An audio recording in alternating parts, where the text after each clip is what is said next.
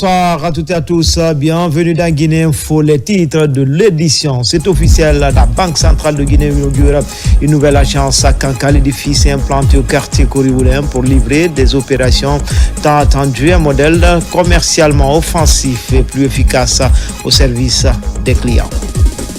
Et puis nous irons à Oudomakoro dans Kinyéran pour vous faire découvrir le quotidien des femmes sur les berges de la mare de Fanko. Des milliers de femmes accompagnées parfois de leurs maris développent l'agriculture écologique pour soutenir les foyers et garantir un avenir radieux à leurs enfants. Enfin, l'ambassadeur de France en Guinée sur le site de l'académie KPC de Khoira, préfecture de Dubrika, un partenariat scellé entre l'académie et la représentation diplomatique de la France à Conakry pour faciliter l'obtention des documents de voyage. Voilà pour le sommaire encore une fois. Bonsoir à tous. Tout d'abord, tenu à Conakry, c'est 26 et 27 février, d'un atelier d'échange et de réflexion stratégique des conseillers de la présidence et d'autres institutions de la République, initié par le cabinet du chef de l'État et coordonné par le ministère du Travail et de la fonction publique. Les travaux ont été facilités grâce au concours d'experts venus de l'École nationale d'administration publique de Québec. Explication d'Araba Moussa. La Guinée fait face aux défis de notre ère par le renforcement de son capital humain. Un vœu, une promesse chère au président de la République, le général Mamadi Doumbouya, qui se traduit par un atelier d'échange et de réflexion stratégique de haut niveau des conseillers de la présidence de la République, de la primature et d'autres départements sectoriels. Pendant 2 jours à Conakry, l'École nationale de l'administration publique du Canada, forte d'une réputation internationale solide, et dont sont issus plusieurs cadres de la haute administration guinéenne, a déployé des experts pour donner corps à cet exercice de partage au cours duquel les défis, perspectives et risques stratégiques selon les réalités guinéennes ont été explorés. Porté par le ministre directeur de cabinet de la présidence de la République, Djiba Diakité, qui fait de son cheval de bataille l'édification d'une main-d'œuvre qualifiée, une vision impulsée par le chef de l'État. Cet atelier est une des nombreuses actions visant à consolider l'intellect collectif de la République de Guinée. Cet atelier auquel vous prenez part aujourd'hui n'est que le prélude de futurs partenariats entre la Guinée et le Québec. Et ce non seulement dans l'optique d'améliorer l'efficacité de nos fonctions publiques respectives, mais aussi en ouvrant la voie à des collaborations dans de nombreux autres secteurs. Le programme Simandou 2040, ce vaste chantier au centre de la vision réformatrice des autorités guinéennes, précise d'ailleurs les domaines propices au rapprochement de la Guinée et du Québec. L'expertise québécoise en termes d'enseignement par l'acquisition de compétences techniques peut aider par exemple à améliorer la formation professionnelle et l'employabilité des jeunes face aux opportunités que présente le projet Simandou. Pendant les 2 prochaines journées, 4 questions fondamentales que nous souhaiterons aborder avec vous et nous espérons que ces 4 questions pourront nous permettre de cheminer ensemble vers des solutions concrètes. Alors, évidemment, la première question que nous allons nous poser, c'est quelles sont les meilleures pratiques en matière d'analyse stratégique en contexte institutionnel africain. L'identification et l'analyse des risques stratégiques, opérationnels et normatifs des méga-projets ou des projets majeurs, en gardant évidemment en filigrane le contexte du projet Simandou. Nous allons jeter un regard d'ensemble sur l'identification et l'analyse des risques partenariaux, toujours dans le contexte du projet Simandou. Et nous terminerons avec, évidemment, les meilleures pratiques, comment adresser les véritables défis de gestion associés aux risques spécifiques des mégaprojets. La valorisation du capital humain, au-delà des mots, se matérialise donc par l'ouverture de la haute administration guinéenne aux plus grands instituts de sciences et du savoir. Rendre ainsi compétitifs les Guinéens et les préparer aux enjeux qui s'annoncent, notamment dans la perspective du démarrage du plus grand projet minier du monde, Simandou, ainsi que dans la mise en œuvre du programme de développement qui en découlera à l'horizon 2040. Telle est l'ambition nourrie par les autorités guinéennes. Cet atelier de réflexion et d'échange de haut niveau intervient dans un contexte particulier pour notre pays, marqué par la mise en œuvre du programme Simandou 2040, un programme d'envergure qui façonnera l'avenir économique et institutionnel de notre pays, la République de Guinée. À travers ce programme Simandou et d'autres réalisations en cours dans notre pays, Son Excellence, Monsieur le Président de la République, chef de l'État, chef suprême des armées, le général Mamadi Doumbouya, vient de démontrer qu'une nouvelle Guinée est bien possible dans une Afrique décomplexée. L'exemple vient d'en haut et l'imitation d'en bas, dit-on. C'est ainsi que le ton a été donné pour 2 jours de réflexion en vue de mieux cerner les enjeux liés aux nouveaux paradigmes et aux défis émergents pour l'administration guinéenne. L'objectif de ce cadre d'échange n'est pas de dispenser une formation, mais de favoriser une dynamique d'interaction et d'apprentissage mutuel entre les facilitateurs ayant des expériences similaires et les conseillers et hauts cadres mobilisés. Dans un monde en perpétuelle mutation, il est impératif que notre administration développe des capacités d'adaptation et d'anticipation face aux enjeux stratégiques actuels. Cette initiative du cabinet de la présidence de la République ayant permis de mobiliser des experts de haut niveau de l'École nationale d'administration publique du Québec traduit la volonté du chef de l'État de renforcer la capacité d'analyse et de gestion stratégique des conseillers des administrations stratégiques de notre pays. Cet atelier qui permettra également de développer les outils efficaces pour contribuer à la réussite des chantiers de la refondation s'est conclu par une rencontre dînatoire au cours de laquelle les différents intervenants ont non seulement exprimé leur satisfaction, mais se sont évidemment projetés sur des perspectives heureuses. Le chef de la diplomatie guinéenne, le Dr Maurice Anda Kouyaté, qui a pris la parole au nom du gouvernement, ainsi que le représentant de la délégation canadienne, n'ont pas manqué de mots pour saluer la noblesse de l'initiative et la haute ambition du général Mamadi Doumbouya visant à valoriser et rendre performante l'administration guinéenne. Je suis sûr et certain que cette vision du chef de l'État sera une boussole pour le reste du monde, pour savoir que la base de tout pays, ce n'est pas les élections. La base de tout pays, ce ne sont pas des slogans politiques. La base d'un pays, c'est le quotidien au réveil jusqu'au coucher du plus petit habitant dans le plus petit hameau. Et c'est ça que veut le chef de l'État, que ce plus petit habitant dans le plus petit hameau ressente qu'il a sous la terre et sur la terre quelque chose que Dieu lui a donné et qu'il peut en profiter. C'est cela, Simandou 2040. S'il y a un domaine actuellement où le Québec peut et doit accompagner la Guinée dans sa stratégie de développement, c'est bien dans le secteur de la formation et de l'éducation de façon large. Et je dirais beaucoup plus marqué pour la Guinée, avec son projet du siècle. Je vous le dis par expérience, Simandou, c'est une mine du siècle, vraiment. Parce que dans un siècle, c'est rare de voir 2 projets comme Simandou. L'honneur est revenu ensuite à la ministre des Postes et Télécommunications, en tant que fruit de l'enseignement supérieur canadien, de s'adresser aux participants au nom du ministre directeur de cabinet. Aujourd'hui, je veux juste mettre un accent sur le fait que le deuxième axe de ce grand programme Simandou, c'est l'éducation, la culture. C'est notre fer de bataille. C'est là que nous savons que nous aurons une richesse durable, éperdument. Si nous réussissons à consolider notre capital humain, nous aurons réussi notre pari du grand programme Simandou. C'est la vision du chef de l'État. D'autres initiatives s'inscrivant dans le même registre sont notamment la construction de plusieurs établissements scolaires, l'initiation et la finalisation de nombreux ouvrages dans les institutions d'enseignement supérieur, le lancement de programmes d'équipement et de formation dans les métiers du numérique, la mise en place du Prytanée militaire, le lancement très prochain de Simandou Academy. Comme l'a récemment fait remarquer le ministre directeur de cabinet de la présidence de la République et président du comité stratégique de Simandou, je cite, « Conformément à la vision du chef de l'État, son Excellence le général Mamadi Doumbouya, le capital humain est au cœur du programme de développement socio-économique durable et responsable Simandou 2040. À travers l'initiative Simandou Academy, nous affirmons notre engagement à former les cadres guinéens et les générations futures, un élément clé pour garantir notre souveraineté. » Fin de...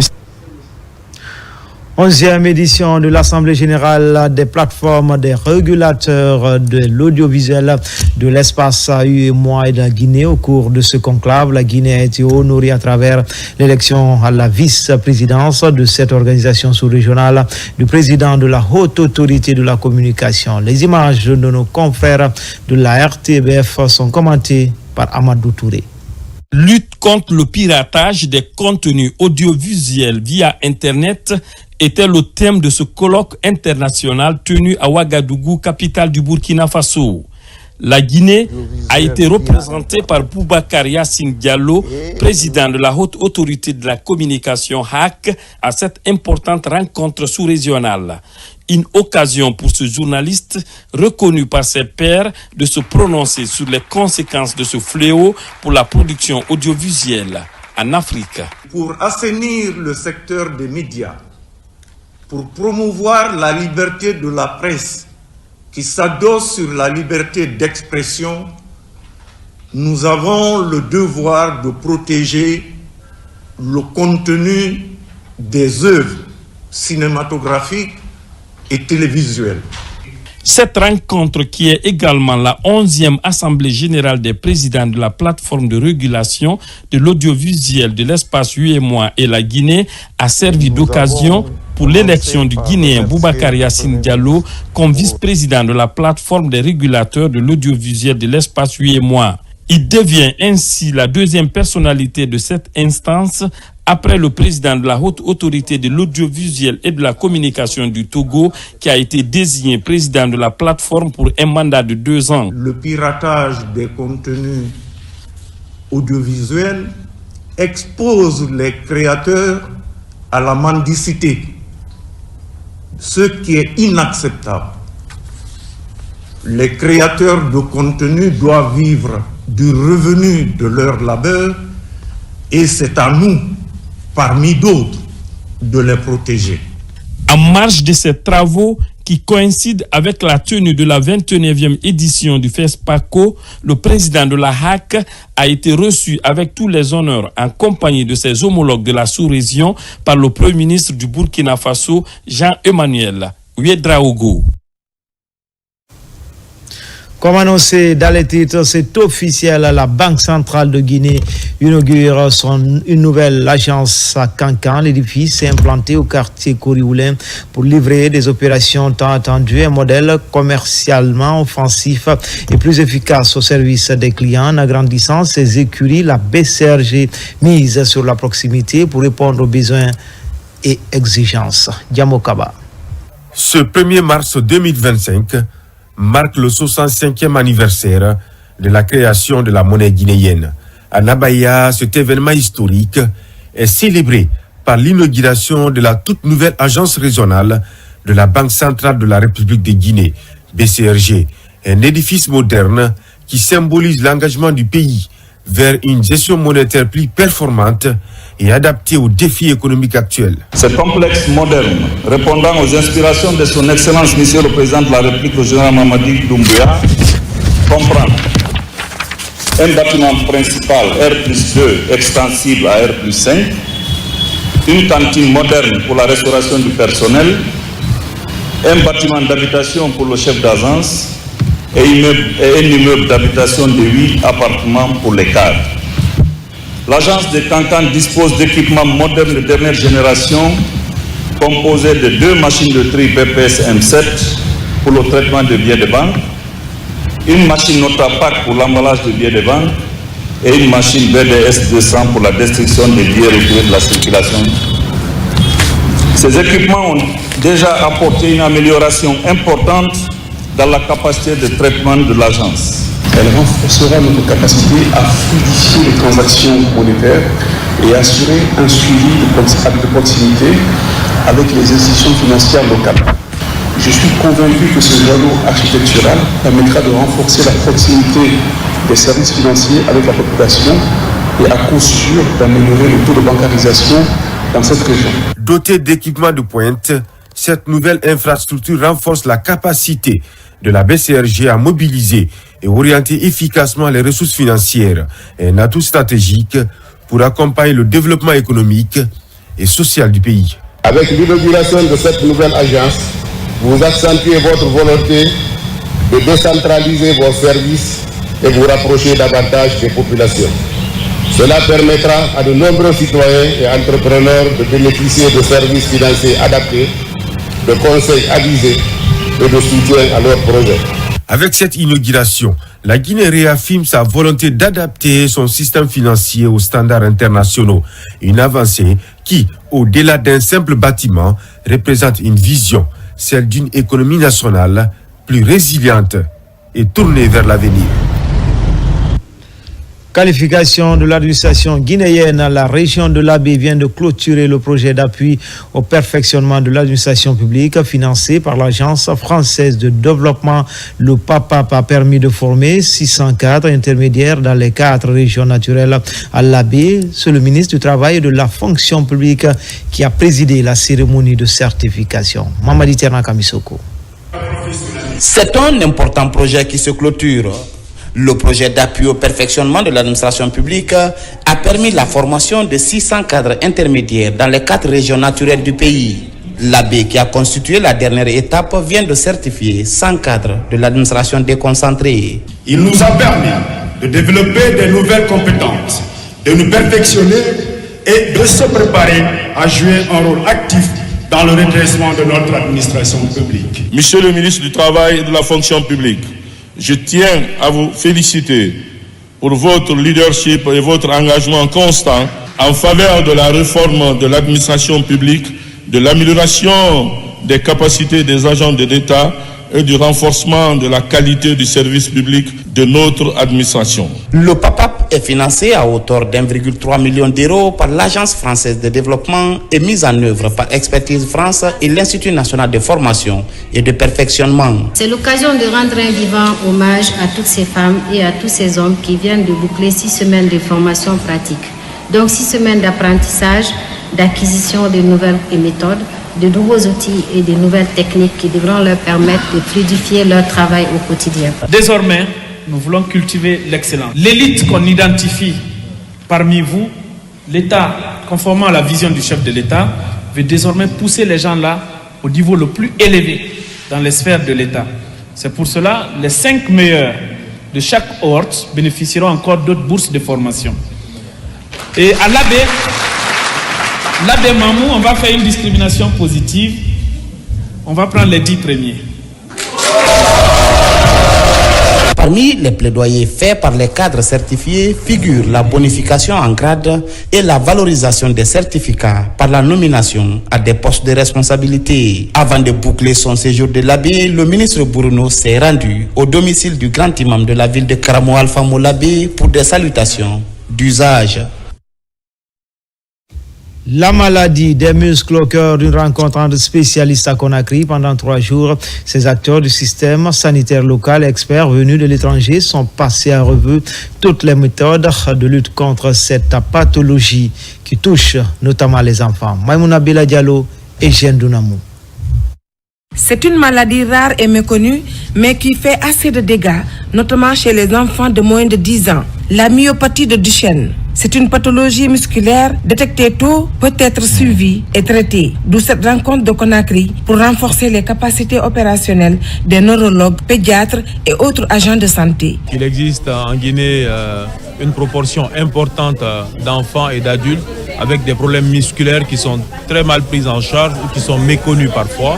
Et donc aujourd'hui, on a voulu faire une formation, un renforcement des capacités des pédiatres, des neurologues, des médecins physiques, des kinés, des infirmières, des étudiants, sur tout ce qui est pathologie neuromusculaire, sur tout ce qui est actualité de la prise en charge, mais aussi le diagnostic. Une plateforme de communication sera mise en place pour harmoniser les différentes méthodes et techniques de lutte contre cette pathologie, souvent fatale, surtout chez la petite enfance. Des maladies qui sont souvent invalidantes, parfois mortelles, même chez les enfants.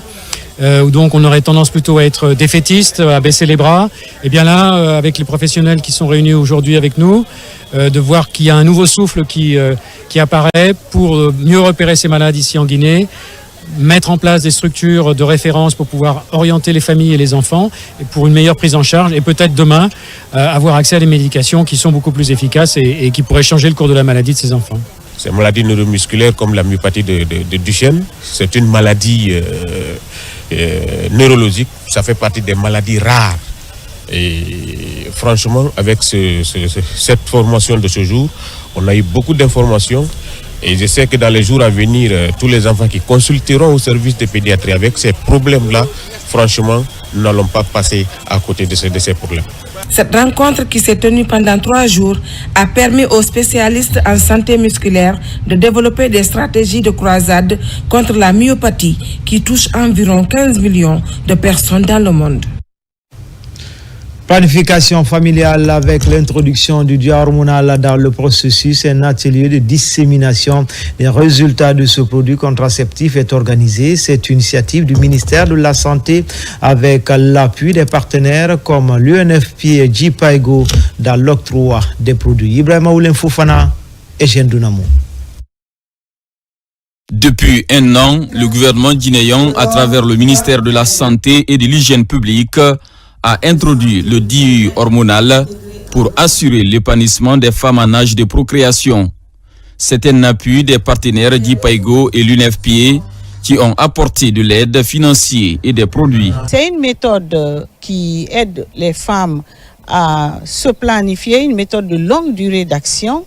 Ensuite, c'est une méthode pour laquelle les effets secondaires sont moindre par rapport à plusieurs d'autres méthodes. Le DIU hormonal est une méthode contraceptive moderne et efficace.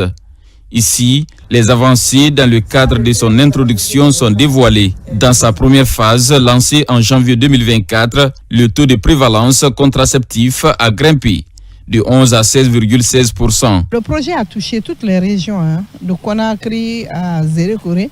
Il n'y avait pas de projet pilote pour ce projet-là.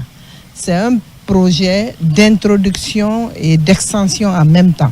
C'est-à-dire que le projet doit s'étendre sur tout le pays. Nous avons eu à former les prestataires depuis Conakry jusqu'à Zérékoré. Le résultat, il est positif. Et comme c'est une nouvelle méthode, une méthode de planification familiale de longue durée d'action qui n'était pas connue dans notre pays, alors il fallait former les prestataires sur l'offre de cette nouvelle méthode. Donc en quoi faisant, alors montrant comment on prépare le dispositif intra-utérin. En termes de défis à relever, l'assurance de la disponibilité permanente des DIU hormonales, le renforcement de la coordination entre prestataires et pharmaciens et sensibiliser davantage sur la nouvelle méthode contraceptive. À Koya, les actes citoyens se multiplient en faveur des communautés. La Jeune Chambre internationale organise une campagne de don de sang pour sauver des vies dans cette contrée où des accidents se produisent le plus souvent. Les opérations se déroulent dans les concessions scolaires pour accompagner les structures sanitaires. Abakar Diaby, Suleiman Kondé. Pour mener à bien sa mission, la Jeune Chambre internationale La Conakry Avenir s'active sur le terrain. Cette campagne de sensibilisation et de mobilisation sociale en faveur du don de sang volontaire et gratuit s'inscrit dans cette logique. Cette opération est menée ici en collaboration avec les autorités sanitaires de la préfecture de Koya. L'objectif est d'avoir un stock important de sang dans les structures sanitaires de la localité pour sauver des vies. Nous estimons que le don de sang, c'est un acte noble. Un acte noble, le fait que le sang que tu donnes, tu ne sais pas quelle est la personne ce sang pourra sauver. Aujourd'hui, beaucoup de personnes souffrent des maux qui entraînent un manque de sang. La demande de sang est aujourd'hui très récurrente dans la préfecture surtout, mais l'offre est très minime. Donc donner un sang aujourd'hui contribuerait à sauver des vies. Cette initiative cible essentiellement les établissements scolaires de Koya. Elle intègre les élèves pour faciliter la prise en charge des malades. La démarche constitue l'un des projets phares de cette structure fêtière des jeunes pour contribuer à l'amélioration de la santé publique à Koya.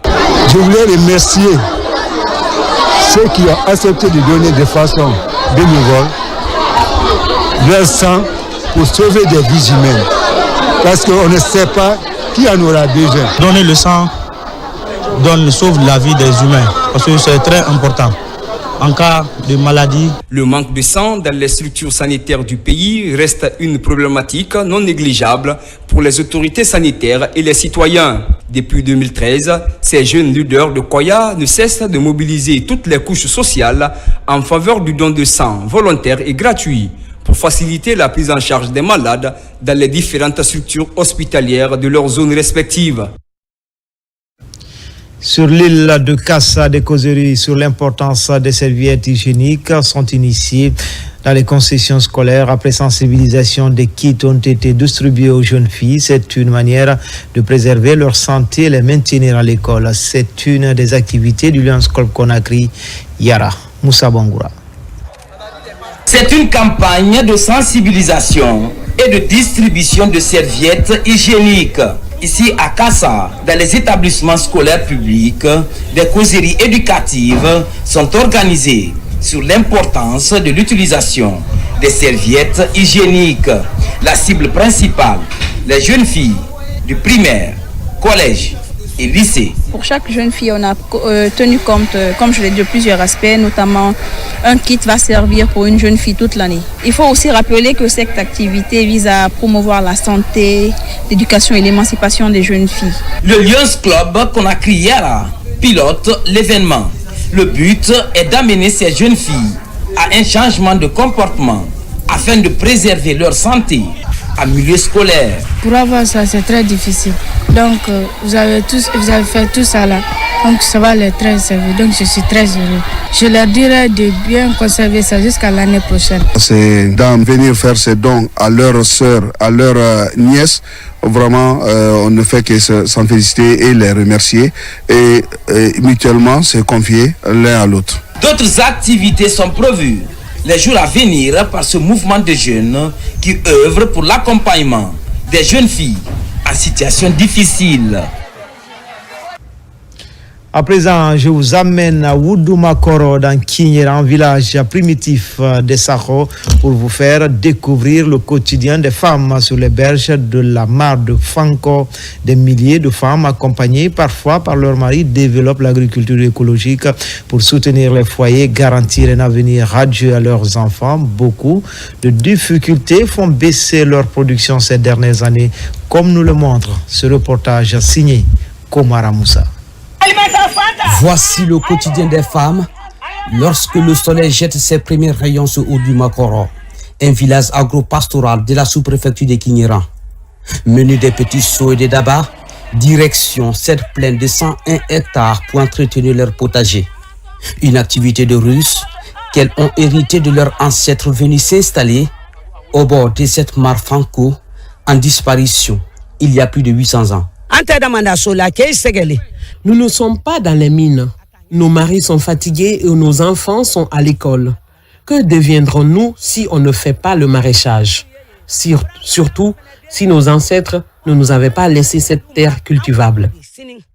Sur cette plaine à perte de vue, des variétés de légumes sont produits. Le manque d'eau dans la mare Fanko, de motopompes et produits contre les ravageurs font perdre la production chaque année. Une situation préoccupante pour ces habitants de Wouddoumakoro, dont la principale activité reste l'agriculture. Nous ne gagnons pas assez d'argent sur nos productions. Il y a trop de souffrance que de rendement. Nos potagers sont envahis par les bétails. Il n'y a plus de grillage ni d'eau pour arroser après la récolte. Difficile aussi pour nous de trouver des clients. Nos productions se limitent seulement à Koundian, Loïla ou Kinyeran. À Wouddoumakoro, les femmes restent en première ligne de l'agriculture écologique. Elles sont souvent assistées par leurs maris. À l'image de ce couple sexagénaire en pleine activité de désherbage ce matin. Ma femme est fatiguée. C'est pourquoi, des fois, je m'efforce à venir l'aider pour nourrir les enfants et faire des revenus pour scolariser les enfants qui sont nos espoirs pour demain. Aucune de ces femmes n'a bénéficié jusque-là d'une formation en nouvelles techniques culturelles. Elle espérait un appui constant des autorités ou ONG pour augmenter le rendement. Surtout, leur aider à curer le lit de la mare Fanko, complètement tari.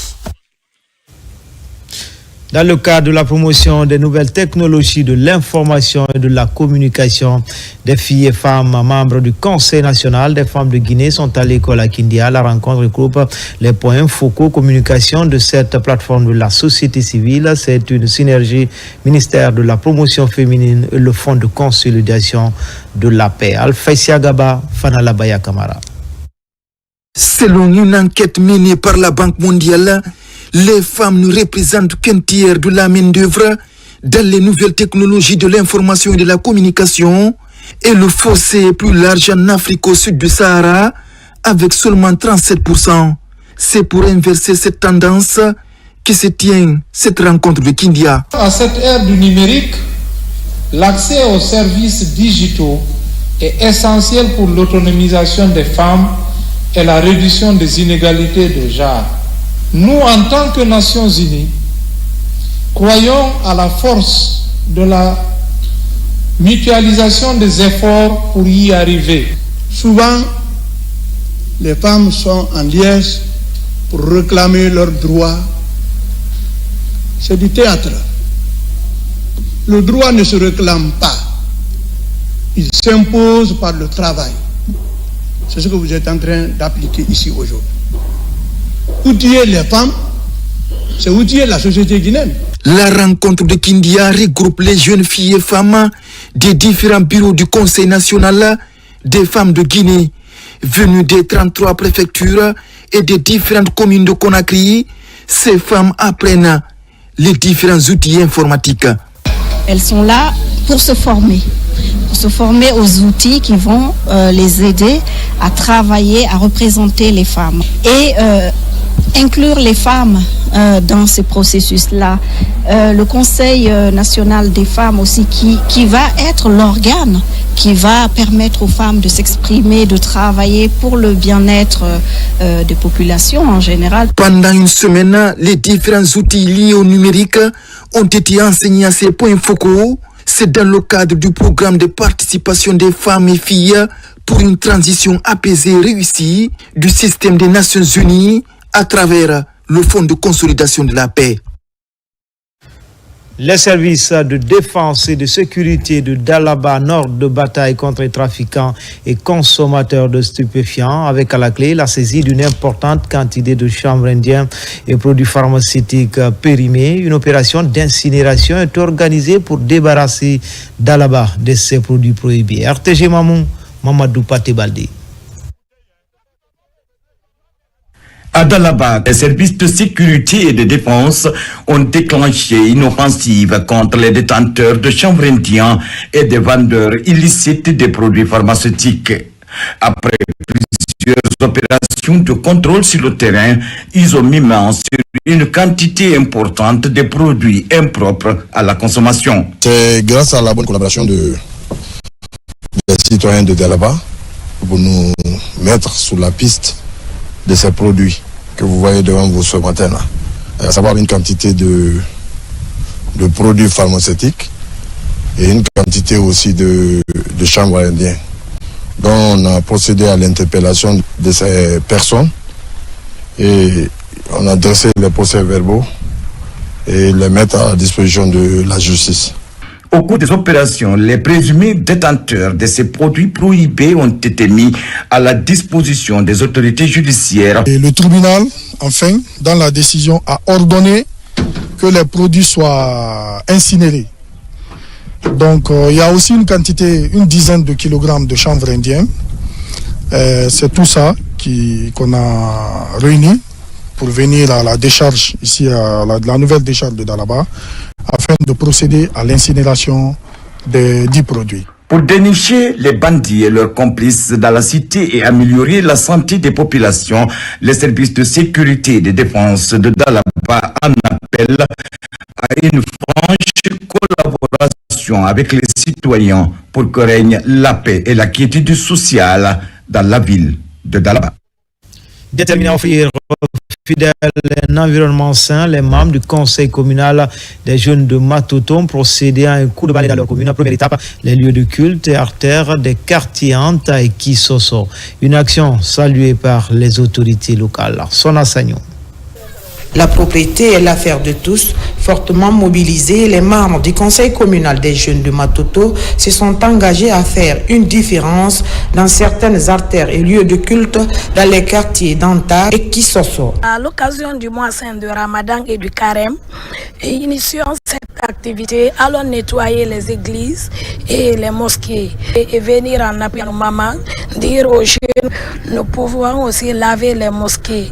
Ce n'est pas seulement le rôle des mamans. Si on a réussi vraiment à assainir toutes ces 6 mosquées et l'église, c'est grâce à l'AGETIP.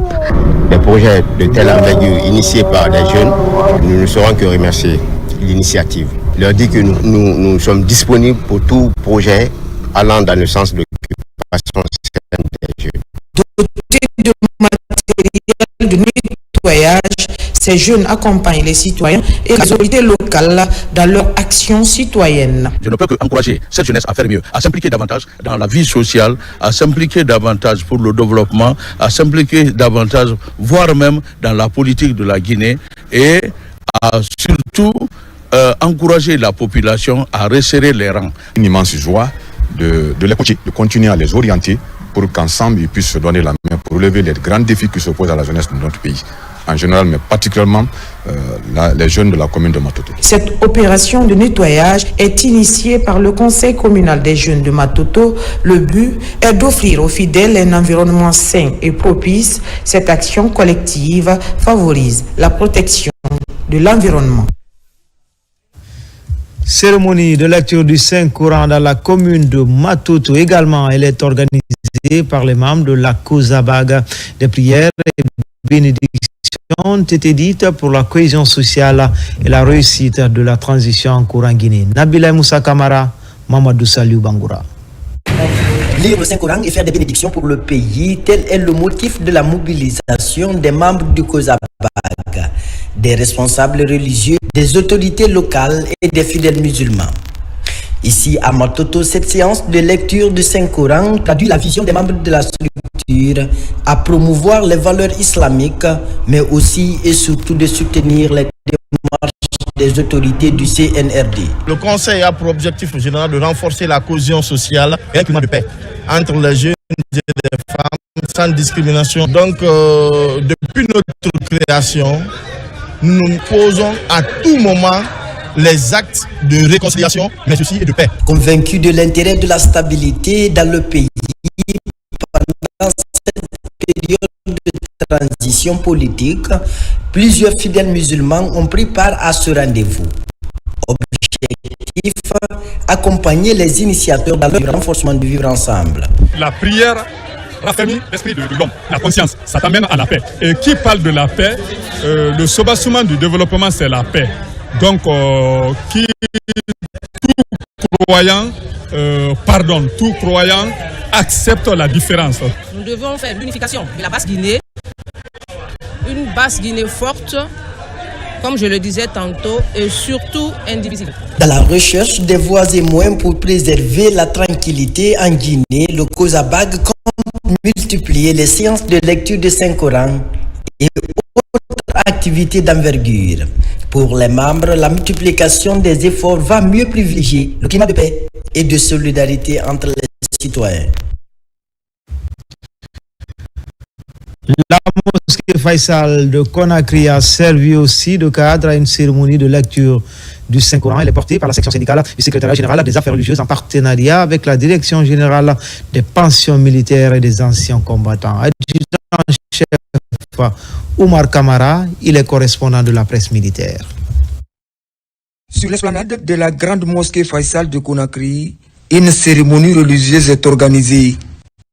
Elle porte essentiellement sur la lecture du Saint-Coran afin d'implorer la grâce divine pour renforcer davantage la paix dans le pays. L'initiative est de la section syndicale du secrétariat général des affaires religieuses en synergie d'action avec la direction générale des pensions militaires et anciens combattants. Notre présence ici témoigne de notre attachement aux valeurs fondamentales qui nous unissent. La paix, la cohésion sociale et le vivre ensemble. Ces principes puisés dans les enseignements du Saint-Coran sont des piliers de toute société harmonieuse et prospère. Nous avons le devoir de les préserver et de les renforcer afin d'assurer un avenir empreint de sérénité et de fraternité pour la nation.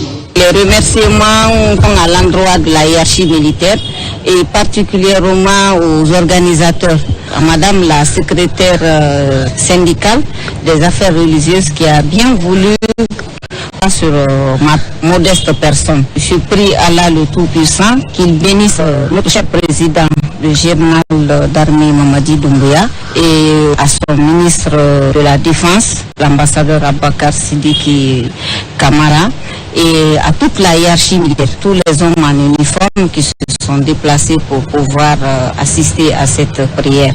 Cette lecture du Saint-Coran est suivie d'une conférence de débat sur le rôle de la Guinéenne dans la consolidation de la paix dans notre pays. En Guinée, il n'y a que des Guinéens. Donc la considération ethnique, la considération tribale et la politique doit être rejetée partout afin que la Guinée reste et demeure un pays stable. Et surtout à travers ces prières, nous avons formulé l'âge prière fervente pour le chef d'État qui dirige aujourd'hui la destinée de la Guinée.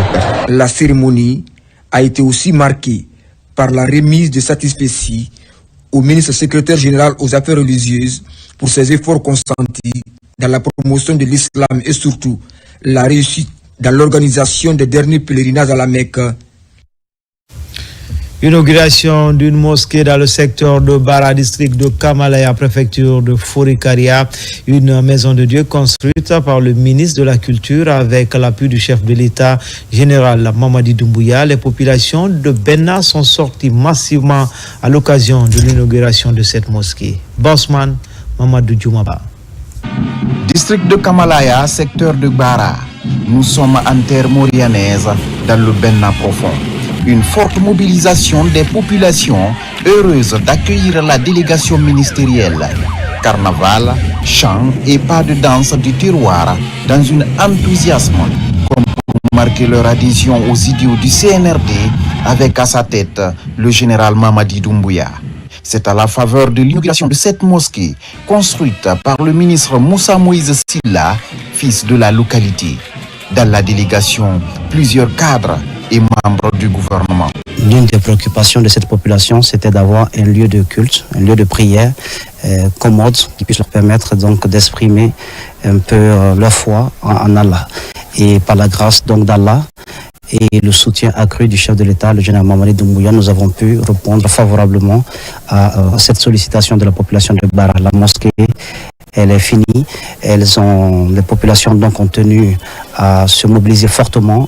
Il y a eu des déplacements dans tous les villages environnants, le préfet, et ainsi de suite, pour venir ici exprimer leur joie, leur satisfaction. Vous avez vu ici que les populations sont dans l'effervescence. Tout le monde est content ici. Vous avez vu les t-shirts, vous avez vu les casquettes à l'effigie du président de la République, ce qui prouve à suffisance qu'ici à Benna, c'est le général Mamadi Doumbouya.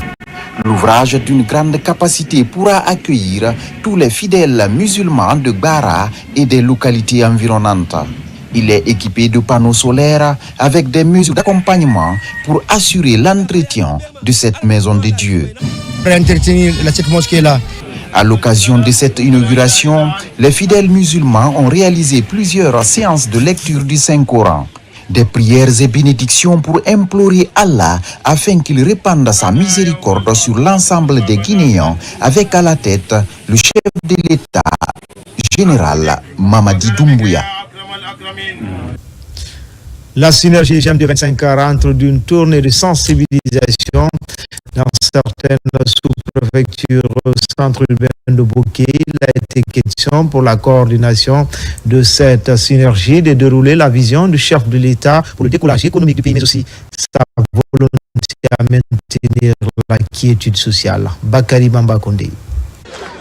GMD25, la synergie de soutien au président de la République, général Mamadi Doumbouya, sur le terrain d'information et de sensibilisation autour des acquis du CNRD. Dans la préfecture de Bouquet, elle est venue établir un contact direct avec toutes les sous-préfectures et le centre-ville afin d'encourager l'adhésion aux idées de refondation de l'État et d'assurer un soutien continu au chef de l'État. La synergie GMD25, entendez général Mamadi Doumbouya 2025, est née du constat factuel. Parce que nous avons trouvé un sursaut national sur l'ensemble du territoire. Tout le monde veut le général Mamadi Doumbouya. Mais même si on est majoritaire, s'il n'y a pas d'organisation, on peut perdre là où on devrait absolument gagner. C'est pourquoi nous avons dit qu'il faille créer une structure fêtière qui regroupe l'ensemble des partis politiques, des mouvements, des associations, des syndicats qui soutiennent les nobles idéaux du CNRD. La rencontre a débuté par une réunion au siège de la préfecture réunissant toutes les couches socio-professionnelles. Des discussions ont essentiellement porté sur les motifs de la création de la synergie GMD 25 et les principaux axes du programme de refondation proposé par le président de la République. Suite aux actions menées dans cette région, dans le cadre du développement, qui était jadis considérée comme une région de turbulence, mais avec l'avènement du chef de l'État, le président de la République, Mamadi Doumbouya, qui a eu une vision claire et qui a la solution. La synergie GMD 25 dans la préfecture de Boké représente une étape importante vers la mobilisation collective des populations de Kakandé en faveur des idées de refondation de l'État prônées par le général d'armée Mamadi Doumbouya.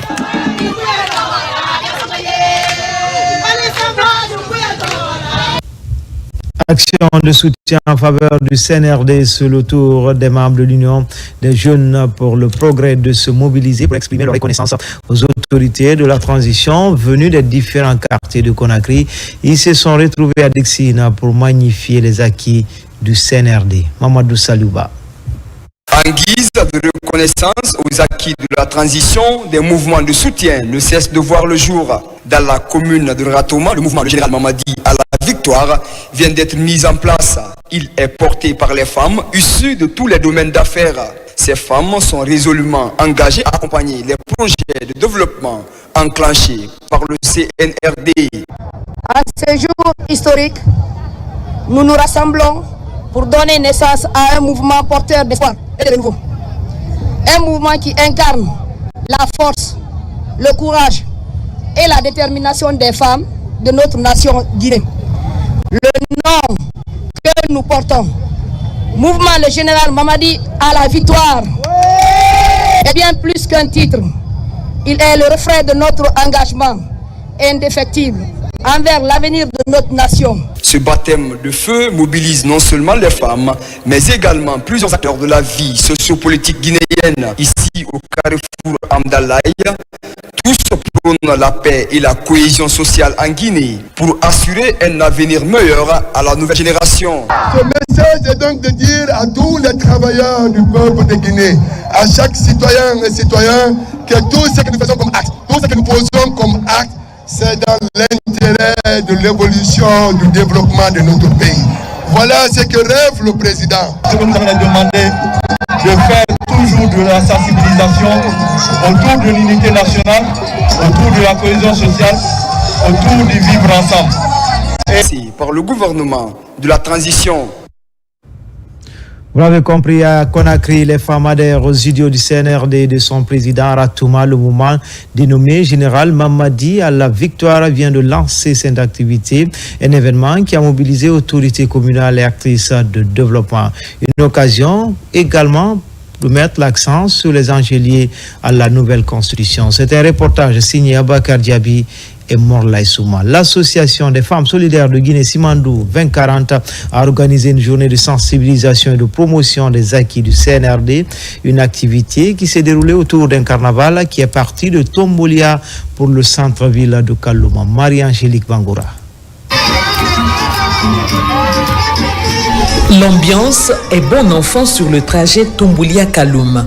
Ce carnaval est organisé par l'Association des femmes solidaires de Guinée, Simandou 2040. Par cette mobilisation, elles entendent apporter leur soutien aux autorités de la transition. Ici, la sensibilisation est axée sur l'utilisation des passerelles, la propriété de la ville et l'entretien des infrastructures.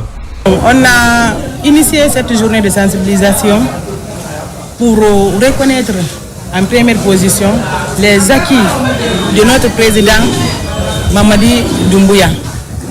En même temps, sensibiliser les citoyens par rapport à l'utilisation des passerelles sur les routes, à ne pas mettre les ordures sur les rues, à utiliser les poubelles et surtout à soutenir notre président, notre grand président, le général Mamadi Doumbouya. Parce que depuis qu'il est venu en 3 ans, on a vu ce qu'il a fait. Ce long trajet a mobilisé les femmes des marchés d'Antag, de Bessia et de Madina qui adhèrent enfin à cet engagement citoyen. La liste de ces actions grandioses est longue, mais retenons entre autres l'augmentation des salaires de tous les fonctionnaires sans oublier les retraités, la construction des infrastructures au compte de tous les secteurs vitaux de la nation, l'amélioration du panier de la ménagère, le recrutement à la fonction publique de plusieurs fonctionnaires, bref, la refondation de tous les aspects fondamentaux de la vie de notre nation. Mise en place il y a quelques mois, l'Association des femmes solidaires de Guinée, Simandou 2040, compte soutenir et accompagner les acquis de la République. À travers ses activités, elle s'aligne derrière le projet Simandou 2040, qui est un modèle de développement pour la Guinée.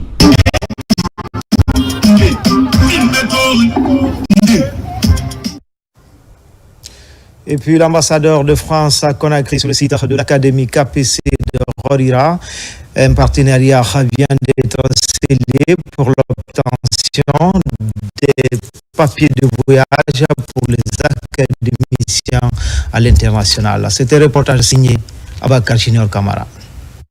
L'Académie KPC s'ouvre au monde à travers la diplomatie offensive. Ce jeudi 27 février 2025, l'ambassadeur de la France visite les installations de l'Académie à Rorira, dans la préfecture de Debreka. Du bloc administratif aux pelouses, en passant par la piscine et le trottoir des enfants, tout a été visité par l'ambassadeur. Je voudrais rendre hommage à monsieur Kirfala Kamara et monsieur KPC pour cette incroyable institution qui vraiment donne des opportunités à des jeunes Guinéens de briller sur la future scène footballistique mondiale. On leur donne un projet de vie et je trouve ça extrêmement émouvant. La visite de l'ambassadeur de la France en Guinée est un ouf de soulagement pour l'équipe d'encadrement.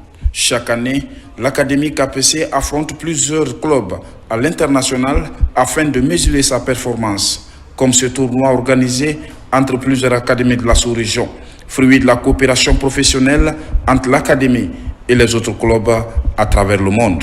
Monsieur l'ambassadeur souhaitait s'enquérir un petit peu du projet de l'Académie KPC, donc c'est avec un grand plaisir que l'on a accueilli la délégation de l'ambassade française. L'Académie KPC, c'est une académie qui est bâtie sur 13 hectares et qui regroupe actuellement 50 footballeurs âgés de 12 à 16 ans. À partir de la rentrée prochaine, nous aurons à peu près 70 footballeurs âgés de 12 à 18 ans et l'académie tournera à plein régime. C'est une académie qui est construite sur un triple projet.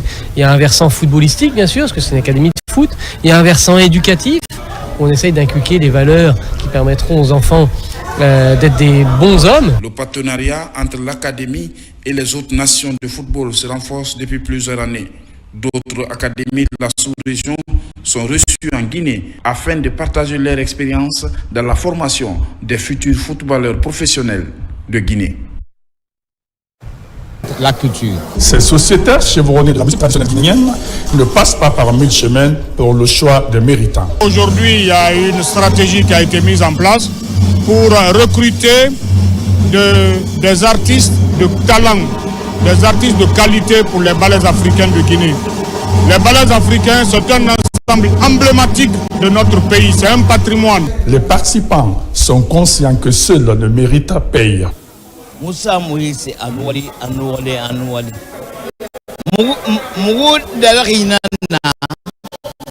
Notre promotion est déjà à la retraite. C'est pourquoi nous sommes en train de recruter les nouveaux, associés de quelques anciens. Nous remercions le ministre de la Culture et le président général Mamadi Doumbouya pour cette initiative.